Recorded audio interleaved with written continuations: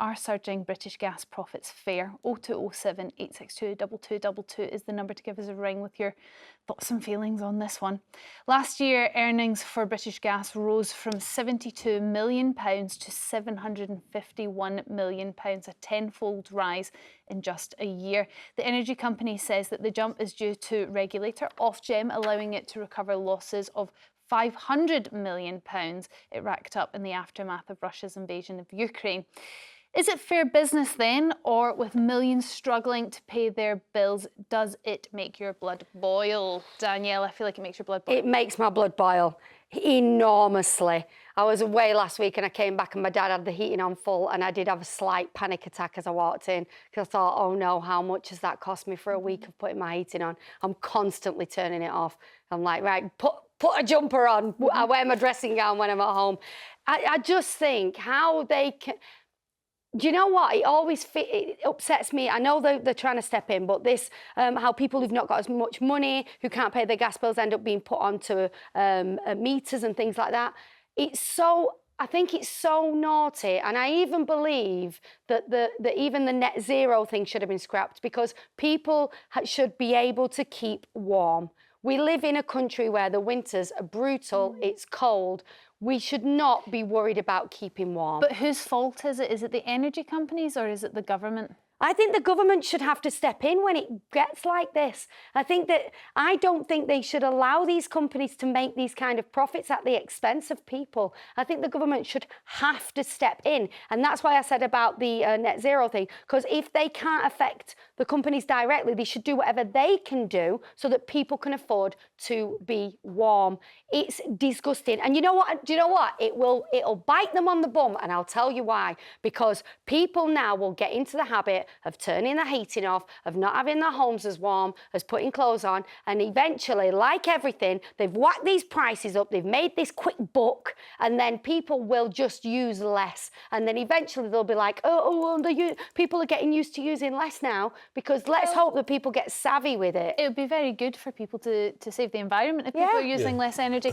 Mike, what do you think? Is this just fair business? Well, look, unfortunately, in the modern day society, profit is a dirty word, OK? But if you don't make profits, you're not actually going to run a business, because that's the whole idea of it. Now, the government have stepped in. You know this, Danielle. Over the last 2 or 3 years, they put price caps on what they can charge for energy. They put an enormous amount of subsidy into helping old people, paying out £250 here, which doesn't sound like a lot, but it helps people. Windfall taxes as well. Well, the windfall taxes, you see, is the point I was going to come on to. Now, during COVID and the close down, the government didn't suddenly say to the energy companies, we're going to help you with your losses, because they were making as big a losses in COVID as they're making profits now. They made losses of billions and billions of pounds, because you've got to remember the energy industry is a very expensive thing to run. If you've got, huge oil rigs in the middle of the North Sea, if you're importing energy from the Middle East, on big tankers, it's a massively expensive business. And therefore, the profit margins will be big when you're making profits, but the losses will be huge when you're losing. And that's the way it is. I can't see what more the government can do. And can I also point out something you've pointed out? Some of the energy companies, some of the big oil companies, BP, Shell, pay over 79% in taxes because they're being charged by the government windfall taxes on excess profits. And don't forget this, in a normal year, they pay ordinary taxes in billions, which go into the British economy. So I think it's a force for good. I think they've been very reasonable in what they've been charging, and I think the government have helped. But surely you can understand that the bills are out of control at the moment. No, they're not out of control. Look, the reason we've got the bills... You can't turn your heating on. Danielle, what are we going to do? Are we going to suddenly say, right, because Ukraine happened, we'll just ignore that and we'll try and help everybody with their fuel bills? No, but they don't need to... because of Ukraine. But they don't need to stick in expensive meters and pay people and charge people who are already struggling more for... That is just trying to control the industry, because if everybody stopped paying, the industry would collapse. So they had to do that. I also think British Gas at some point, whether they're still calling for it or not, would like a social tariff. They'd like the government to put a law in place that means that they can charge less for people that are vulnerable and struggling. And they voluntarily help thousands of people as well. Whether they do that for good PR. I don't know, but they certainly do it. But the Barbara point from is to keep Merseyside. the wheels moving. That's why.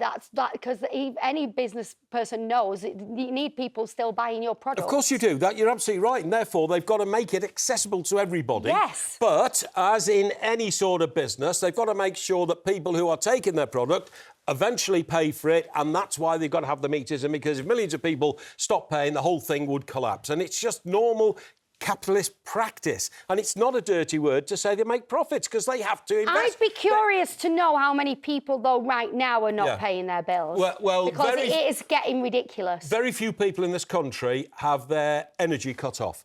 I've never heard of anybody personally who's had it happen, and we have... No, they have the meter.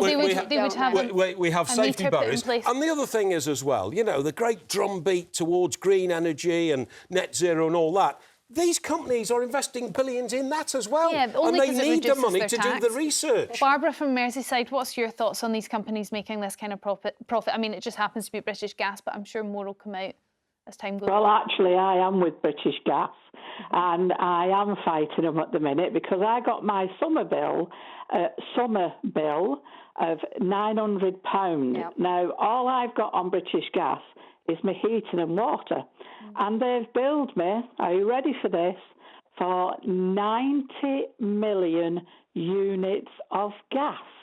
I mean, I'm not entirely sure what that is. I'm not good with the units, but that seems like a lot. I actually rang them up and they said, oh, well, you must have a massive house then. Do you live in the countryside? I went, no, I live in a one-bedroom bungalow. That sounds So like what- an accounting so error what, to me. Yeah, that does sound like, or a smart meter error. What's happened there then, Barbara?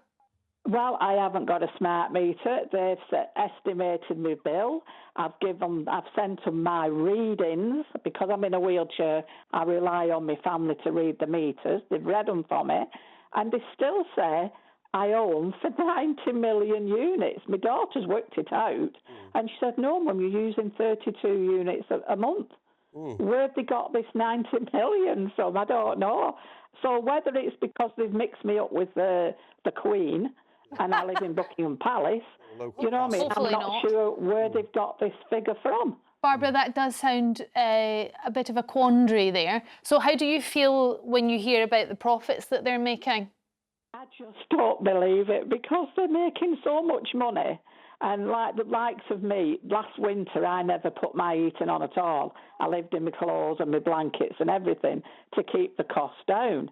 And at that last winter I was only using £23 worth of electricity and gas over the winter each week. So that suited me down to the ground. And then all of a sudden I get this whopping bill and I'm fighting it and they just won't listen to me. Yeah. Well, I would definitely keep on with that because it doesn't sound right, Barbara. Try and get somebody to help you, honestly, because that's wrong. A family member. Yeah. Thank you very much for your call. Michelle from Bradford, what's your thoughts on these big profits? Well, I'm not so sure about the big profits and things like that. I mean, I don't know much about it, but what I do know is its personal effect to me. I mean, I'm a disabled person. I spend most of my time in the house, and the only one pleasure that I do have is to be able to get a bath. And it's so expensive. I just can't get a bath. You know. How can you feel guilty running a bath, Michelle? It's outrageous, isn't it? Exactly. You know, I do feel guilty, and I've got to give up my heating and justify it. I can afford a bath. Yeah. I know. Michelle, who do you blame this on? Do you blame this on the government not being prepared enough and have independent energy sources, or do you blame it on the gas companies, the energy companies for making such high profits? Well, I think it's a mix of everything, really. I think everybody's always about money, money, money, money, you know, and they don't think about the people who have to live normally with this. You know, I mean, I could get into what I feel about politics, but we'd be here all day, you know.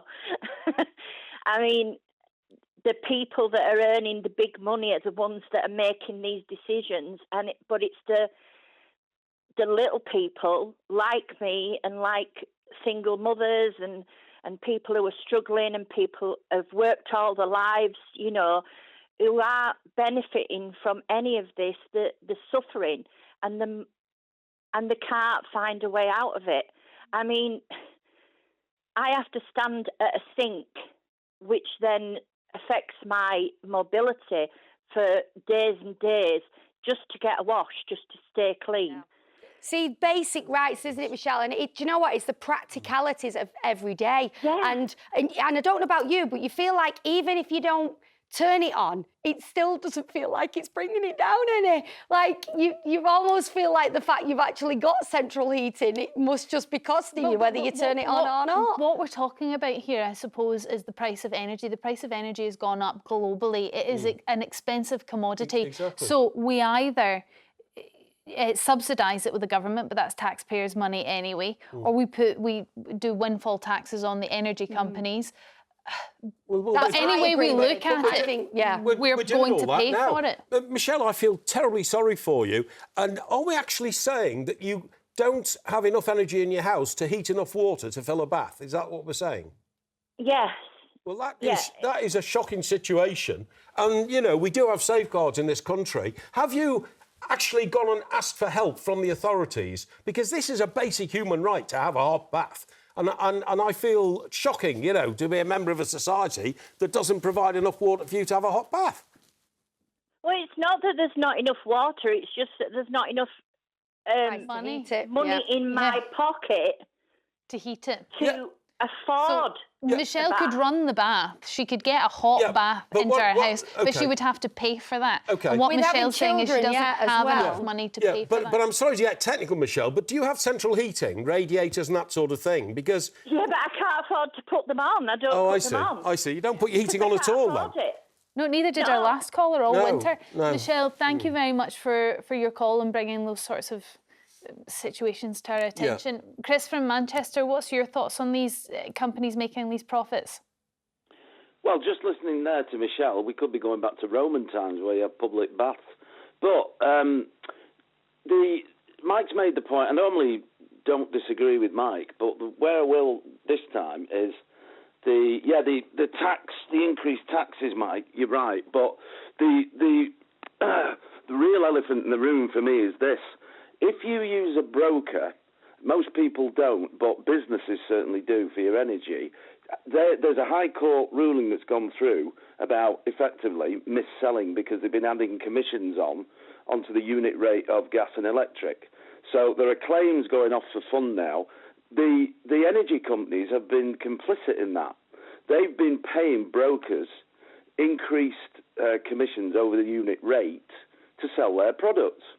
Now, this is a very technical thing, Chris. You know, it's very technical, and the government should get involved in that. But basically, also, you seem to be a bit of an expert, Chris. Centrica is the holding company for British Gas, isn't it? And it's a worldwide situation. The acquisition of energy is worldwide, not just here in Britain. So we have to go with market forces, don't we? Well, I'm not an expert, Mike, at all. I just know because I'm a business owner. But what I would say is, I still don't understand, when we're being told about the war in Ukraine, why it's disproportionate to me, because I keep hearing that we import 7 or 8% of our energy from Ukraine and Russia. Now, if that's incorrect, somebody put it right.